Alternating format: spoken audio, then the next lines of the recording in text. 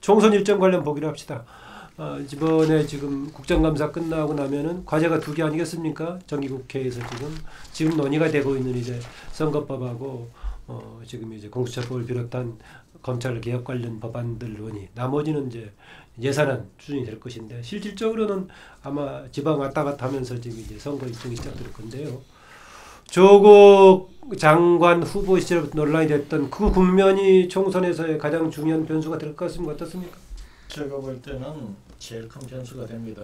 근데 변수가 지금 민주당의 집권 여당의 대체 방식으로 계속 간다면 제일 큰 변수가 됩니다. 그러나 제가 이거를 그럼 그게 집권당한테 유리한 변수라고 합니까? 불리한 변수라고 봅니까? 절대적으로 불리한 변수가 되죠. 그래서 제가 이야기하는 것이 이것이 이렇게 이 공수처는 국회로 하고 이거는 사법부로 빨리 정리를 해버리는 거 있고 빨리 국민 전환을 해야 되는데 국민을 전환을 하지 못하고 이것을 이 법률적 이 위법성 구성 요건에 맞춰 갖고 계속 끝나면 제일 큰 변수가 될 겁니다. 집회를 통한 압박은 오히려 마이너스가 되네요. 마이너스가 됩니다. 두 번째는 제가 볼 때는 다음 총선의 가장 큰 개선은 이 조국이 아니면 더 큰 변수는 경제입니다. 경제는 기본적인 건데 문제는 이 조국 문제가 그 자체가 큰 게 아니고 경제 문제가 워낙 큰 변수인데 경제 문제를 두고 조국 문제 이렇게 한다는 식의 어떤 상호작용을 일으키면서 더 커질 수가 있는 거고 이것이 해소돼 버리면은 이제 소멸까지는 아니어도 상당히 약화될 수가 있겠죠. 그다음 제가 볼 때는 다음 총선에서 세 번째 큰 변수는 남북 문제가 되겠죠. 남북 문제가 그 시점에 여러 가지 남북 관계의 어떤 그 상황이 전개되는 것도 변수지만 현재 남북 관계가 진행되어 있는 모습이 국민들이 보건대 처음 기대했던 모습하고는 조금 너무 아닌 다른 방향으로 가 있습니다. 그래서 이 세 변수가 제일 큰 변수가 될 겁니다. 제일 큰 변수가 되고 나머지 변수들은 제가 볼 때는 부차적인 변수로 미칠 거고 그래서 제가 집권 여당 쪽에서 놓고 본다면 임기 이 반환 시점 정도까지 정치 사개의 문제는 원장은 조금 빨리 좀 마무리 짓고 경제에 올인하면서 대응을 해야만이 다음 총선을 어느 정도 성과를 내면서 치를 수 있을 것이다. 네. 오늘 보면 북한이 그 금강산에 너절한 시설 다 치워라. 남한에 의존해서는 안 된다고. 이제 우리 아버지 사실 요까지 디스까지 했어요. 우리가 어려울 때 저런 식으로 해서 했는데 10년 동안 저렇게 했고 시설도 허접하다 이제 이렇게 이야기를 했는데 이걸 보면 이제 그 다음에 내가 볼 때 그 개성공단에 대해서 북한이 그렇게 할 거라고 봅니다. 북한이 저런 배경에는 중국하고 이야기가 좀 돼 있을 거라고 제가 보고 있어요. 그래서 북한은 이제 남측을 보고 미국을 택하든지 우리를 택하든지 해라. 사실은 선택할 수 없는 문제를 던지고 있는 거죠. 그건 몰라서 그러는 게 아니라 제가 볼 때는 북한이 현재 이 미국과의 비핵화 협상에서 모종의 승부수를 던지려고 준비를 하고 있다. 저는 그렇게 과정에서 일단은 정리할 부분을 정리를 한 상태로 던져야지 느닷없이 던지면 해석이 잘 안 되니까요. 그런 과정이라고 봅니다. 그래서 문정권이 북한 문제 카드가 제가 볼 때 총선 전까지 거의 사라져버렸다고 보고 있고요. 악화되면 악화되지 별 극적인 변수는 없다고 보고 있습니다. 그리고 이제 트럼프가 지금 대권 상황이 점점 열악해지고 있기 때문에 트럼프가 조금 더 열악해지면 제가 볼 때 이 북한 문제를 가지고 이 판을 벌리기가 쉽지가 않을 거라 이렇게 보고 있고요. 그다음에 이제 지금 트럼프 재선 위험한 수준까지 갔어요? 저는 민주당에서 원론이 후보가 될 거라고 넉 달 전에도 이야기를 했고 우크라이나 사태가 생기기 전에 제 방송에서 그리고 원론이 후보가 되었을 때는 극자가 아니죠. 이 좌파 파퓰리즘과 우파 파퓰리즘이 대결했을 때 지난번에 샌더스하고 트럼프 대결에서는 저는 샌더스가 이겼을 거라고 보거든요. 그런데 힐러리가 됐으니까 이겼죠. 근데 이번에 워런이 되면 워런이 이길 거라고 보고 있습니다. 제가 볼 때 미국의 기득권이 반대해도 워런이 이길 거라고 봐요. 미국 사회의 내부 구조가 그 정도로 지금 흘러가고 있다고 보고 있어요. 자, 그렇기 때문에 트럼프가 제가 볼 때는 어느 시점에서는 대선을 포기하고 공화당 후보 바꾼다고 저는 보는 사람입니다. 펜스로나 이렇게요. 공화당이 아마 전당대회에서 바꿀 수도 있어요. 미국의 이 대선 뽑는 선출 구조에서요. 그런 일이 있을 거라고 보고 있는데 그런데 이제 문은 지금 경제 부분이 이제 늦었습니다. 지금 손을 쓴다고 경제라는 거는 2010년부터 나빠져서 지금 10년째 됐어요. 제조업이 거의 붕괴되어 가고 있어요. 한국의 제조업 붕괴가 지금 일어나고 있거든요. 거기에다가 이제 버티던 반도체나 대표적인 산업 자체가 붕괴되어 가고 있기 때문에 이 경제가 뭐 회생한다, 살아난다라는 거짓말이고 붕괴 속도를 늦추고 여기서 경제 뭐 예를 위기라든지 이런 사태가 터지는 것을 막는 쪽에 치중하는 것이 현실적이고 맞는 이야기라고 봅니다. 그 관점에서 보면 황교안의 민부로는 저거는 달나라간 이야기죠. 저는 살짝 맛이 같다고 봅니다. 그런 입장에서 봤을 때 문은 경제에 손 쓸 수가 없고요. 여기서 정상적으로 문이 손을 떼고 완전 경제만큼은 전문가를 빼서 너네들이 하면 나는 간섭 안 하겠다. 이 정도가 돼야 되는데 이 정권이 그렇게 할 사람이 아니기 때문에 수습이 안 된다고 봅니다. 그래서 총선 전까지는 도널드 프로가 어떻게 버티겠지만은 총선 이후에 지금 미일 관계가 이런 상황에서 한국 경제에 데미지가 순식간에 확 오면요. 이게 만성으로 나빠져 가다가 어느 막판에 되면 이제 급성으로 오기 시작할 건데 지금 벌써 뭐 3금융권부터 2금융권까지가 굉장히 연체율, 부도율이 높아져 가고 있잖아요. 자살도 속출하고요. 그래서 이게 보여주는 건데 지금 부동산 폭등이 있잖아요. 수도권의 서울 일부에. 이것도 굉장히 위험한 부분이라고 보거든요.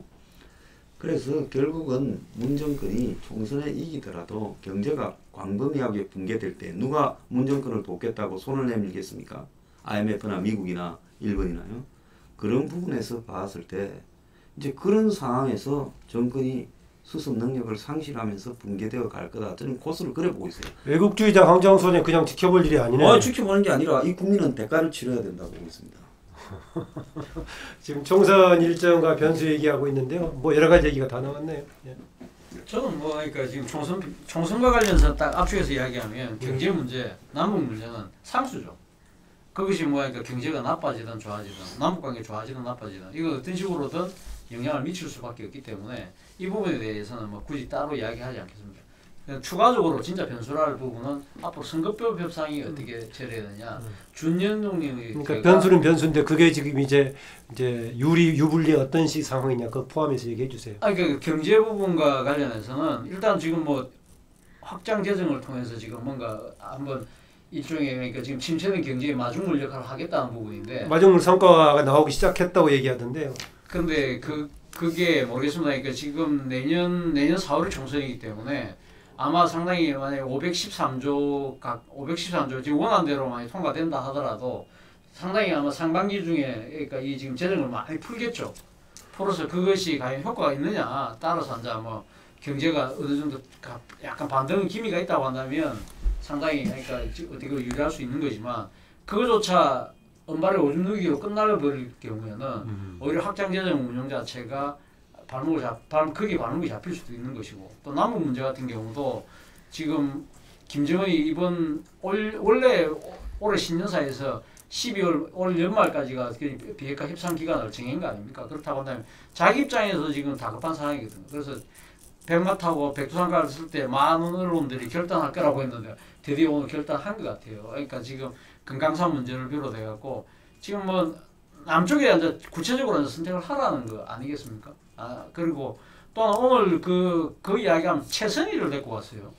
북한 외무상 최선을 데리고 간 것은 아마 이 미국에 보내는 뭐 일종의 사인일 수도 있다. 그러니까 지금 이제 대북 제재가 지금 철회되지 않는 이상 어떤 식으로든 미사일 뭐 핵실험 이런 부분들을 아마 추가적으로 할 수밖에 없다는 아마 그런 사인을 던지고 있는 것이 아닐까 하는 생각인데 어쨌든 이러한 부분들에 있어서 뭐 지금 트럼프 입장에서 연말에 몰릴수록 자기도 이 한방에 대한 유혹이 커질 수밖에 없는데 그것이 제대로 뭔가 타결되지 않는다고 한다면 이거는 뭐 문정권한테 결코 도움이 되지 않겠죠. 그래서 근데 지금 도움이 될 방향으로 갈 가능성은 그렇게 높아 보이진 않네요. 제가 봤을 때는. 확장 재정 정도는 땜빵이고. 아니 땜빵이라보다도 그러니까 그것이 효과가 당장 나온다고 한다면 그러니까 재정을 하니까 내년 그러니까 12월달 통과되면 1월, 2월달에 조기 집행을 할 거 아닙니까? 조기 집행을 해서 뭔가 상당히 좀 경기가 회복되는 국민이 된다고 한다면 도움이 될 것이고 그것이 만약에 안 되고 은발의 오줌 누기 식으로 끝나버린다고 한다면 이거는 돈 퍼붓고도 안 되고 이런 식으로 되면 상당히 경제정책 전체에 대해서 해가 밀릴 수밖에 없기 때문에 그건 뭐 상당히 정치적으로 치명타가 될 수 있겠죠. 그런데 그 두 개는 아까 제가 상수라는 표현을 했던 거고 지금 우리가 주목해야 될 부분은 선거법인 것 같아요. 선거법이 과연 준연동제가 과연 되느냐 아니면 현행대의 소선구제가 되느냐에 따라서 지금 예를 들면 이 선거 구도 자체가 그러니까 다당 구도냐 아니면 양당 구도냐 되기 때문에 이게 가장 큰 변수인 것 같고요. 또 하나는 제가 생각했을 때 선거구도 관련해서는 보수 통합입니다.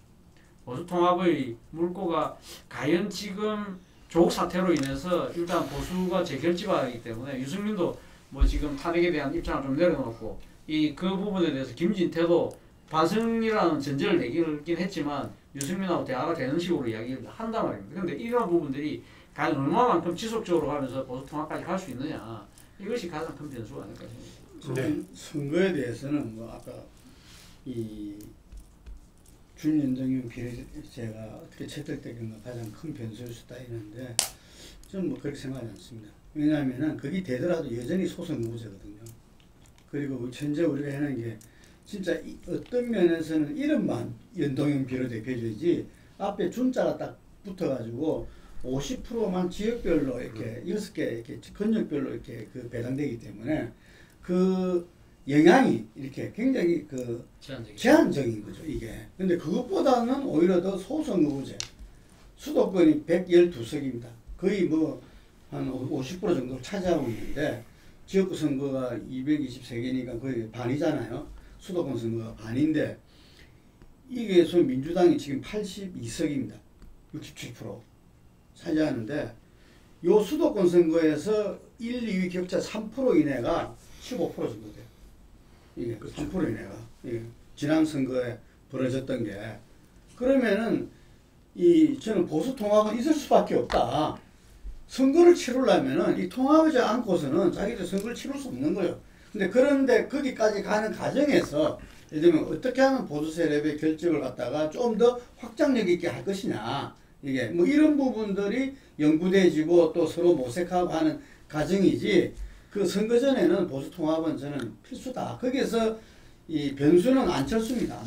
안철수가 그게 같이 참여하느냐 동참하느냐 아니냐 뭐 이런 부분에서 뭐 안철수한테 가장 강력한 영향을 미친다는 그 김미경 교수가 호남 출신이고 해서 절대 반대다 뭐 이런 이야기도 나와요. 이게 나오는데 어쨌든 안철수가 양당제 반대하고 어떤 그 수구정당의 확장성에 반대이기 때문에 그 친구는 또 그런 걸 또 중요시 여기는 친구라서 어떻게 될지 모르겠는데 뭐 제 예측에는 아마 이 총선 전에 그 보수 대탕합에 안철수가 가는 경우는 좀 어렵지 않겠나 힘들지 않겠나 이렇게 생각을 하는 거고요. 네. 그리고 이 진보 세력 내에서는 이 금방 말한 대로 이렇게 수도권 그 소선구제를 하기 위해서 다당제가 됐든 안 됐든 예를 들면은 그 우리가 기존에 왔었던 그 선거연대는 저는 필수적이다. 이게 보수 통합이라는 부분도 선거연대까지만 생각해 보면은 보수 후보 단일화는 필연이거든요. 그러면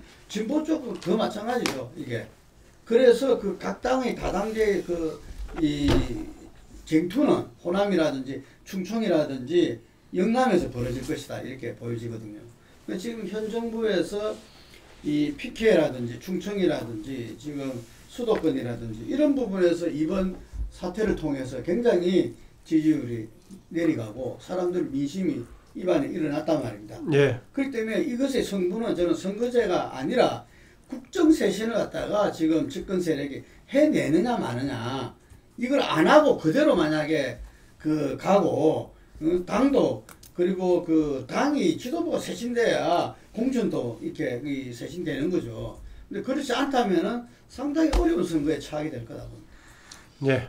제가 좀 하고 황 수장 거기다 황 수장 여기까지 포함해요. 아까 지금 변수들만 얘기했고 지금은 약간 얘기했는데 그 변수들을 맞물려 가지고 정당들의 지금 대응과 전망도 같이 포함해서 얘기해 주세요. 제가 봤을 때는 문 정권이 쇄신보다는 정치적 테크닉으로 돌파할 거라고 보고 있습니다. 문 정권도 지금 한국당이 개혁을 못하듯이 문 정권도 쇄신을 못할 거라고 봐요. 그래서 전반적으로 봤을 때는 여야가 제1 여야당이 일종의 더맨 더머 누가 더 멍청하냐라는 승부로 갈 거라고 저는 보고 있습니다. 그래서 어느 한쪽이 뭐 국민의 마음을 수용하는 이런 과정은 없을 거라고 보고 있어요. 한국당의 그 대표적인 부분이 민부론이라는 건데 이거 가만히 보면 과거에 정경련 써준 내용하고 거의 비스무리해요. 성장을 매년 그 분석도 안 했더라고요 언론이요.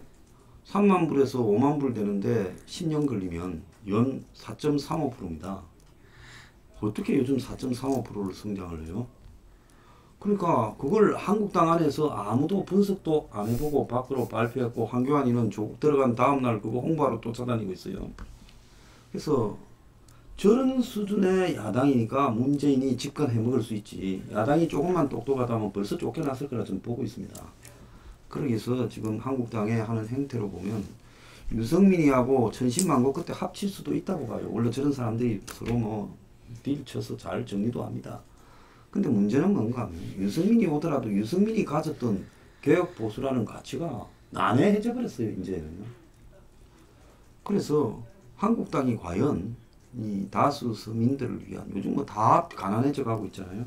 그런 개혁안을 낼 수 있겠느냐? 제가 봤을 때 어려울 거라고 봅니다. 황 소장은 서민 아니죠? 저 서민이죠. 황 소장은 뭐 저기 서민이 완전. 한때 집도 두 채 가지고 있고. 집도 없어요 지금. 반월세 살아요. 그럼 나 같은 서민이 어디 있어요? 아이고 고소득 언론인인데. 아 고소득 언론인 다 국세청에서 받아가고 아무것도 없어요. 다 집회한다고 다 쓰고. 자 그런데 네. 이런 부분에서 봤을 때 도대체 내가 볼 때 총선에서 누가 썩 마음에 들어서 주겠습니까? 그러니까 굉장히 진부한 논리로 지역주의 가동되고요. 또 편 가동되고 이렇게 해서 싸움 붙어서 그야말로 어느 한쪽이 완성하지도 않고 이길 수 있는 사람이 없어요. 그러니까 서로가 비등비등하게 그냥 비실비실하게 가는 거라고 보고 영남에는 또 지역주의 가동될 거예요. 100%. 그러니까 영남에서는 아마 민주당이 제가 볼 때 불경하고 TK, PK에서 다 완전히 거의 퇴출될 겁니다. 기존에 얻었던 거다. 네. 그리고 수도권에는 또 뭐 이 수도권 외곽 같은 데도 또 비등비등해질 거고 뭐 호남은 싹쓸이 할 거고 충청도도 비등비등해질 거라고 봐요. 강원이나.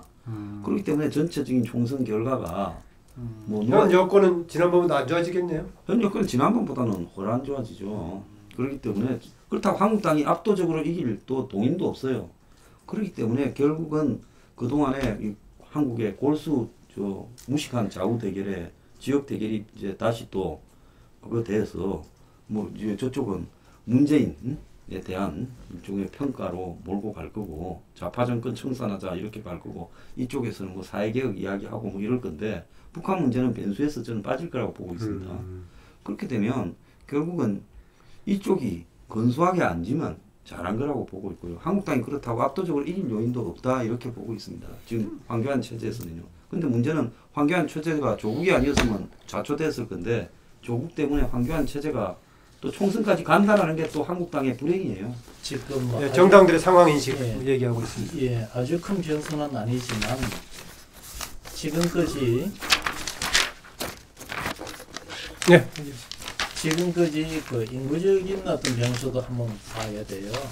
현재 우리 현재 1년에 고령층이라고 사망자가 한 30만 내외가 되지 않겠나 봐요. 자연 사망 인구가.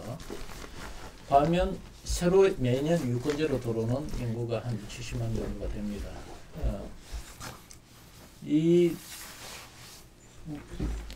그런데 지금 우리나라의 이 정치 성향이 이 세대 간에 굉장히 그 진보 보수의 지지반이 컸었습니다.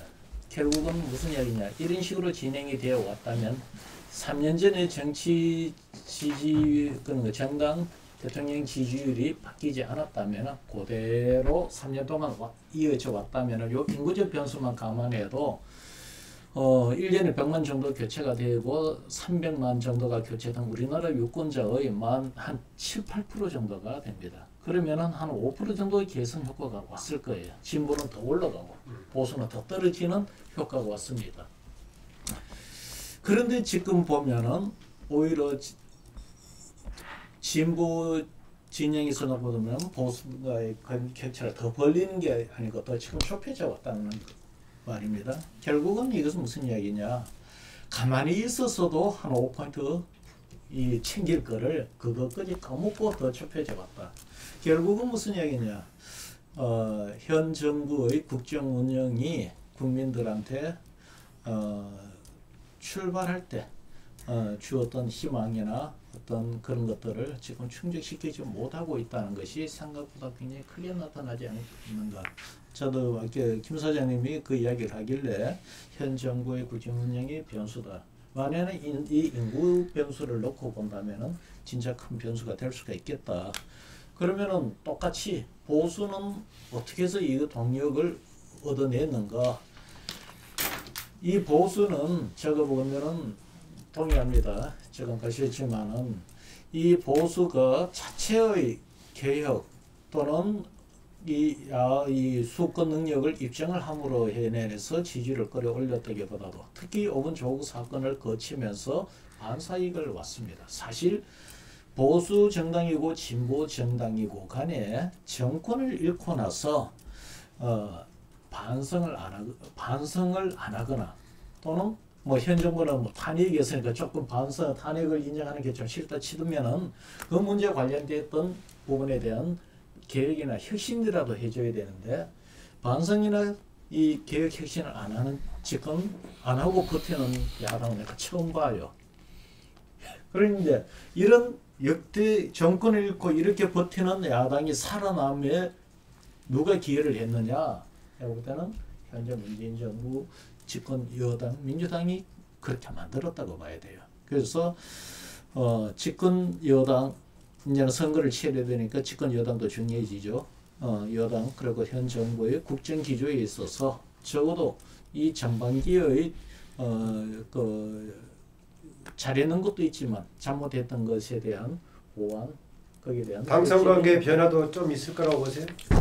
그래서 아까 제가 말씀드린 게 문재인 대통령의 그 시정 연설에서는 그런 부분이 좀 기대하기가 아직은 좀 기대하기 어렵지 않냐는 생각이 들더라고요. 그대로 청와대가 주도하는 형태로 갈 거다라고. 저는 뭐 일단 당청 관계의 그러니까 이런 변화보다도 일단 지금 그 이 총선을 앞두고 어떤 식으로든 더불어민주당의 그러니까 이 지금 얼굴 변화가 또 필요한 것이 아닐까. 대표 포함해서요? 예, 그러니까 예를 들면 그러니까 대표는 그대로 있다고 하더라도 대표의 역할을 축소하고 실질적인 당의 간판을 예를 들면 이낙연 총리가 이번에 일본을 갔다 오고 나서 지금 이낙연 총리는 상당히 지금 주목을 받고 있지 않습니까? 어느 정도 돌파구를 만들고 하면 이낙연 총리는 쉽게 아마 당쪽으로 넘어올 것이고 그러고 나면 이낙연 선거 대책위원장 체제로 선거를 치르는 그런 형식이 될 것인데 문제는 이 과정에서 이해찬이라는 그 독특한 캐릭터를 갖고 있는 양반이 이걸 용인할 것인가.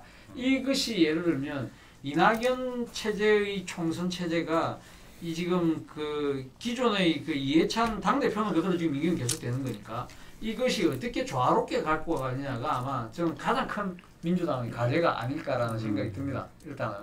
그리고 두 번째는 그러니까 지금 상대적인 그러니까 한국당 입장에서는 제가 생각했을 때는 지금 한국당은 지금 이 검찰 지금 설마 개혁 때 반개혁 프레임에서 벗어나려고 지금 발버둥 치면 칠수록 그 반개혁의 프레임에 갇히고 있다는 겁니다. 예를 들면 공천을 반대하면서 누구를 옹호합니까? 윤석열을 옹호하잖아요. 그 일종의 자가당착이에요. 윤석열이 처음에 지명됐을 때 그렇게 반대하던 사람들이 이제는 윤석열이가 최고라는 식으로 이야기를 하면서 완전히 자기 모순에 빠져 있다는 거죠.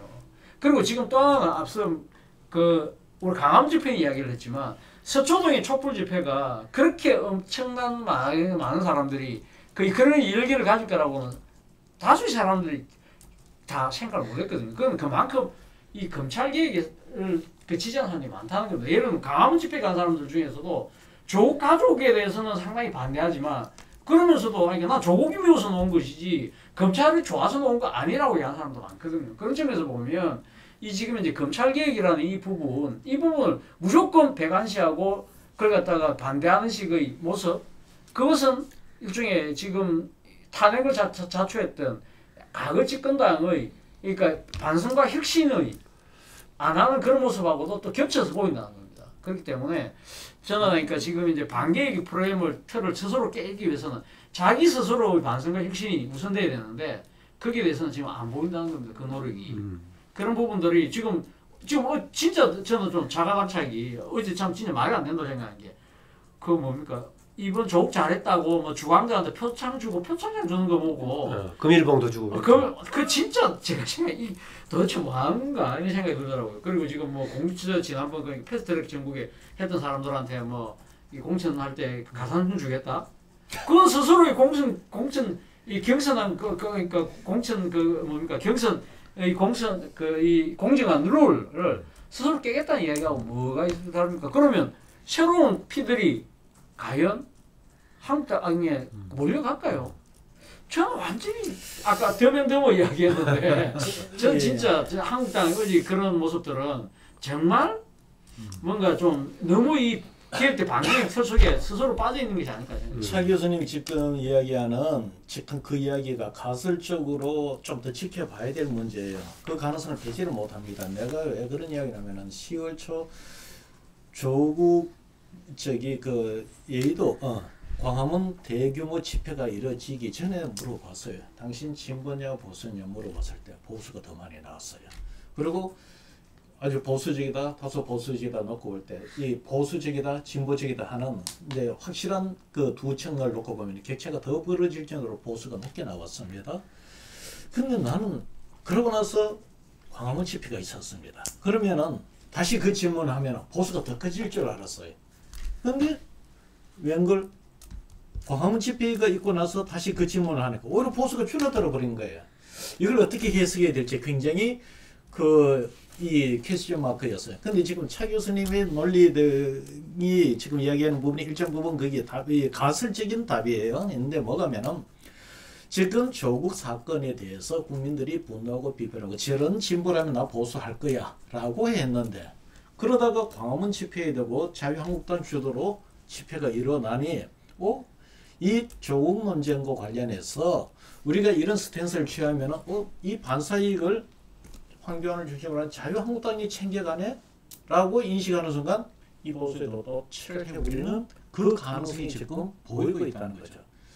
제가 그 광화문 집회 전에 조사해 두고 두 차례를 봤거든요. 우리 내부 조사해 두고 이 보수가 진보보다 더 높게 나오는 거를. 그런데 저기 그 이후에 역시 두 차례를 조사했습니다. 국민들을 대상으로 진보냐 보수냐. 두 번 다 보수가 진보 보수가 쭉 빠지고 그래도 진보 올라가지는 않아요. 진보는 그대로고 이 보수가 쭉 빠져버리는 이런 트렌드 보이고 있습니다. 제가 생각할 때는 어쨌든 저는 최대 변수는 국정쇄신을 하냐 안 하냐 그것이 효과는 없다는가 이런 건데 어느 정권에서나 그 민주주의에서 대통령제에서 우리가 3년차 징크스가 여지없이 왔고 그걸 해결하기 위해서는 다들 국정쇄신을 했습니다. 쇄신이란 말은 그러면은 사람 바꾸고 국정 운영 기조도 바꾼다는 건데. 그렇죠. 그래서 이 총리까지 포함된 어떤 대개가 그걸 갖다가 이루는 거고 그리고 그 여당의 지도부들 이렇게 교체 부분까지도 이 단행의 경우가 많거든요. 그러면서 이 금방 이야기한 대로 국정 기조도 예를 들면은 뭐 맨 처음 이렇게 이 취임사에서 이야기했던 국민 모두의 통합 대통령이 되겠다 협치를 갖다 강조하고 했던 저는 그 방향으로 가지 않을 수 없는 현실을 저는 받아들여야 된다고 보거든요. 그 서초동에 모인 이 군중들만으로 국정 운전에 나갈 수는 없는 거니까. 그래서 그 부분이 제가 볼 때는 이제 이 총선은 어쨌든 또 한편 심판이면서 또 미래 권력을 탄생시키는 거잖아요. 그래서 이낙연 총리의 어떤 이동 금방 말씀한 대로 어쨌든 아주 진짜 이 장기 총리를 갖다가 이렇게 한 건데. 이낙연 총리 쪽에서도 연말까지는 이렇게 정리한다고 그랬었는데 그 시기가 조금 당겨올 수도 있다. 얼마 전에 문화협에서 오보를 했다 그러는데 갔다 오면 총리 사퇴하고 저쪽 이야기했지만 그게 나름대로 정권의 이 마지막 마스터 플랜 속에서 어떤 발안점 시기가 있다면 아마 그때 하는 것이 가장 효과적이지 않겠느냐.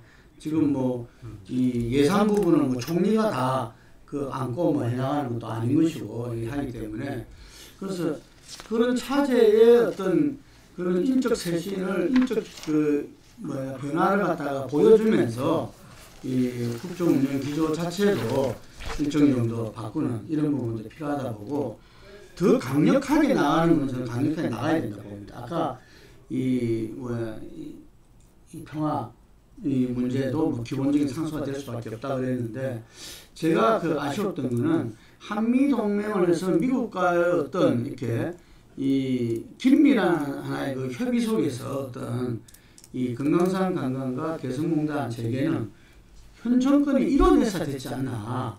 이게 그게 아니니까 저는 이 그런 대우와 처우를 받고 있다고 생각하고 진정성도 의심받고 있다고 생각이 들거든요. 근데 그 부분은 우리가 이전에 그 제가 전문가는 아니지만 이전에 우리가 그 대북 제재할 때도 마지막까지도 그거는 이 제재 안에 포함이 안 됐었다 그러더라고요. 이게 금강산 개성공단 재개는. 그래서 그런 부분에서는 그 대통령이 국민을 믿고 좀 이렇게 이 강력하게 그 나가는 게 필요하고 국회를 통한 어떤 이렇게 그 국정 운영 부분에서는 그 국회에 맡기면서 협치를 해나가야 되고 저는 또 하나 그 국정기조의 그 전환과 관련돼서 중요한 부분들이 이 국민들 좀 헷갈리게 만드는 게 아니고 예를 들면 재벌 개혁을 이야기하고 이 소득주도 성장 속에서 뭔가 기업하고는 그것 않게 하면서 뭐 삼성이다 현대차다 이렇게 방문을 하고 건설의 중요성을 이야기하고 이런 것이 아니라 이것이 정말 지금 우리 경사노의 차원이 아니라 저는 대통령이 지금 이제 비상한 시기에는 중심이 돼서 어떤 사회적 대타협 속에서 그런 그 경제 주체들과 함께 좀 경제를 꾸려나가는 모습을 보여야 될 때 아닌가 이렇게 봅니다. 네, 아까 지금 최근에 이제 그 김장훈 위원장의 금강산 관련 발언해가지고 이제 약간 황장우 소장하고 자지영 교수 약간 다른 진단했었는데 황 소장은 이제 미국한테 마지막 카드를 쓰기 위한 남한과의 관계 정리로 보고 있고 자지영 교수 상당히 남한에 대한 강한 압박의 성격도 있다라고 이제 보고 있는데 비슷한 생각입니다. 그 부분은 저도 그러니까 남한과 미국에 대한 압박을 미치지. 저는 뭐 상당히 그동안의 구체적인 여러 가지 변화 중에서도 상당히 큰 변화 아닌가 그런 생각하는데 그거는 내가 몇 번 이야기하는 겁니다. 내가 뭐 저번에도 그 이야기를 했는 거고 적어도 드러나지 않는 내부에 뭔가의 어떤 변화가 있다. 두 가지죠. 하나는 이 북한과 미국 간의 협상이 상당히 다른 차원으로 진행될 가능성. 그리고 저번에 그 이야기를 했었죠. 이 남북이 초기에 남북이 현 정부 들어서서 그 협상하고 서로 이 교류하던 방식하고 다른 어떤 그 코스를 치고 들어선 가능성. 그것은 이제 이 북한이 기대했던 것 이전에 리어드가 안 갔던 부분 그런 것이 있을 수가 있고 더 본질적인 문제는 다 그렇더라도 북한 체제가 버틸만 하면 이렇게 나오지 않습니다. 미사일을 발사한다든가 지금 금강산 폐쇄 이야기까지 특히 거기서는 이전의 그 지도자의 그 결정을 그렇게 뒤집을 수 없는 것입니다. 그럼에도 불구하고 그렇게 이야기한다는 것은 지금 북한 내의 이 경제 체제가 굉장한 지금 체제 존립 위기로까지 가까이 있다고 보는 겁니다. 그래서 그것을 지금은 봉쇄를 미국 과거 같은 전통 우방 중국이나 러시아를 통해서 도무지 해결할 수 없는 지경까지 와 있다. 요 틀이 계속 더 조여져 들어오면서 이 부분에 대한 나름대로의 최종 그 당사자들의 어떤 결단을 요구하는 지금 모습으로 나타나는 게 아닌가. 네, 마무리할까 합니다. 아까 시정연설에서 주목했던 부분은 저는 이런 것도 있었습니다. 이번에는 그 소득주도 성장이라는 단어가 안 들어갔단 말이죠. 예, 그게 뭐 이미 이제 지나가 버린 단어이기도 하고 한편으로는 그걸 또 인식했던 것이라고 할 수 있겠습니다. 그래서 재정 확대는 강조했을 때 그건 안 들어갔던 점이고요. 대신 아까 차재원 교수 초반에 지적했던 거 야당을 끝나면서 좀 피하려고 하는 야당면들 쫓아가서 악속하자는 자세 좀 바람직했었다. 또 대통령의 마지막 두 번째 문단인가에서 생각이 다른 사람들과의 뭔가 의견을 경청하고 또 같은 사람들과는 또 같이 함께하면 성찰하겠다는 저는 굉장히 필요한 부분이었다. 다만 그게 최근에 조국 정국에 대한 책임인식이라든가 정책에도 같이 반영돼 있었다면은 기대감을 좀 줄 수가 있었을 것인데 내용은 들어있었지만 다른 것이 같이 못했는데 앞으로 좀 그런 것에 대해